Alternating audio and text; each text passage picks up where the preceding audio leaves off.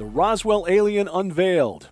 Welcome to Skywatch TV News for May 6th, 2015. I'm Derek Gilbert.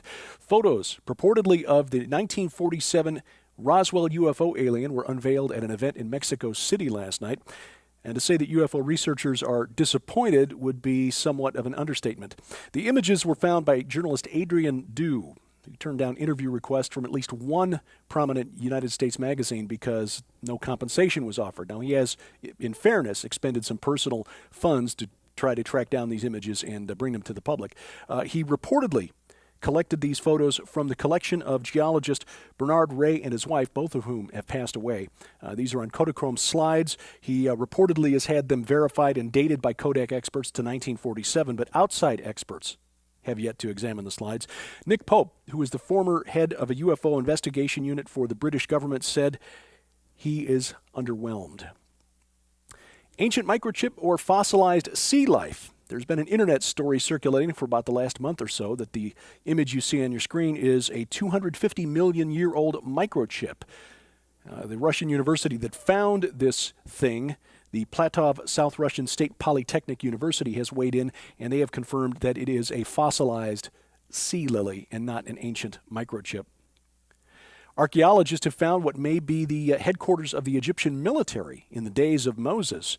A team working along the Suez Canal has found the site. Many inscriptions there bearing the name of the pharaoh Tutmosis and also Ramses II.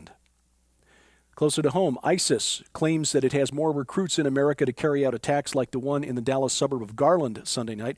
Their official operations bulletin claims 71 trained soldiers in 15 states. Now, we have no way to know if this is the truth or just them blowing smoke to make us afraid.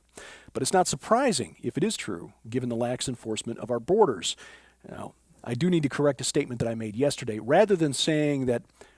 Instead of saying, rather than coming from Central or Southern America, I should have said, in addition to coming from Central and Southern America, the largest numbers of OTMs, other than Mexicans, come from places like China, Albania, Pakistan, and places like that. However, the dramatic increase of OTMs caught by the Border Patrol in recent years is disturbing. In fact, in 2014, more OTMs than Mexicans were captured along the border.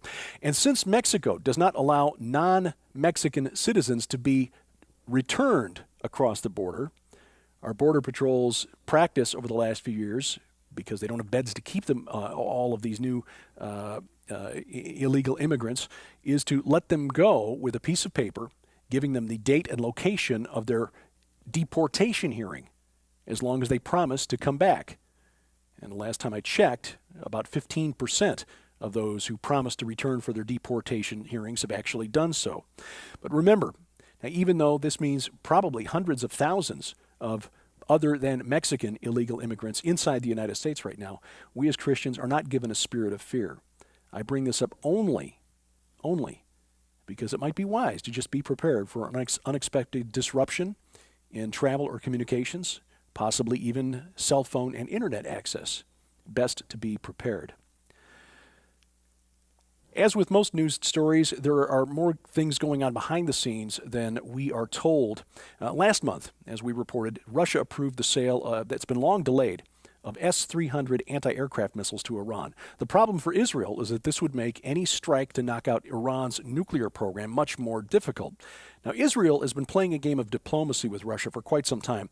They've been declining to sell weapons to Ukraine, and they've been maintaining a neutral stance on Russia's involvement in the rebellious regions of Ukraine, hoping that it would encourage Russia to refrain from selling missiles or other weapons to Iran. But Israel has been selling weapons to Russia, drones in fact. Russia last year entered into a joint partnership with an Israeli defense contractor to develop new drone technology. In fact, Israel Aerospace Industries, the IAI, sells drones to 50 foreign customers. It is the world's largest exporter of unmanned aerial vehicles. And here's the interesting bit. Sources close to Russia, the Russian government, said that the announcement of the sale of the S-300s to Iran was probably cleared in advance with Israel, so that Israel's public pronouncement of shock and outrage when the sale was announced was just a bit of political theater. And a Russian official said in an interview last week that these missiles won't be delivered to Iran anytime soon, and only after legal and diplomatic hurdles have been cleared. Speaking of Iran, the U.S. Navy is now escorting British cargo vessels through the Strait of Hormuz. This is following the incident last week where the Iranian Navy detained a cargo ship flagged in the Marshall Islands, the Maersk Tigris.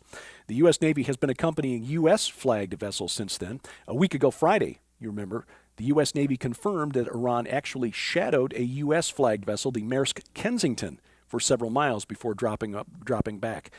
Iran says, by the way, that the Maersk Tigris will be released this week after a fine is paid.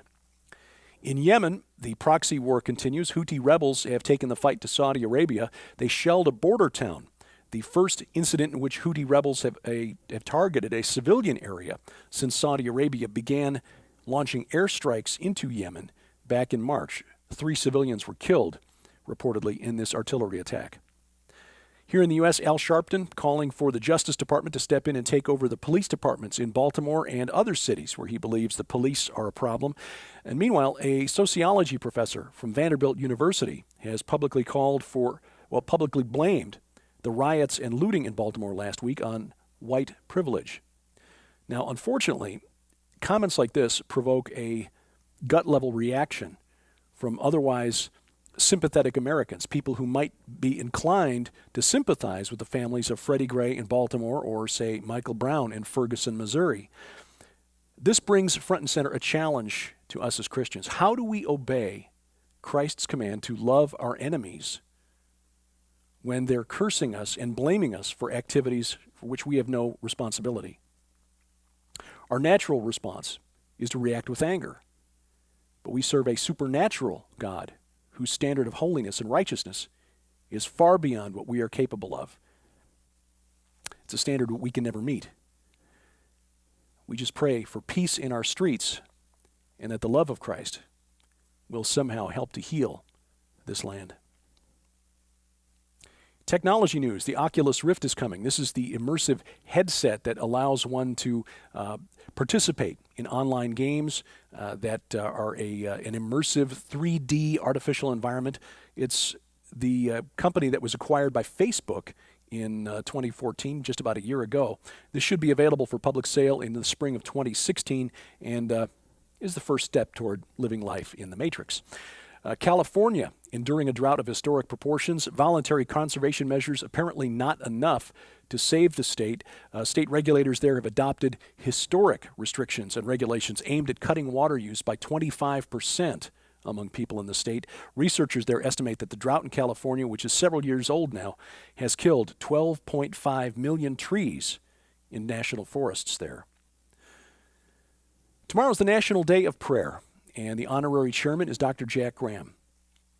We would like to offer his book on spiritual warfare to you. The book is called Unseen, and for your gift to Skywatch TV of any size, we would like to make it available to you at no charge. We appreciate your support. We have somewhat ambitious goals to expand our range of programs, including a women's program, but that does require additional equipment, and of course, as you can probably guess, television time is awfully expensive. So again, for your gift of any size to Skywatch TV, the copy of Jack Graham's book, hardback copy of the book Unseen, will be sent to you absolutely free of charge.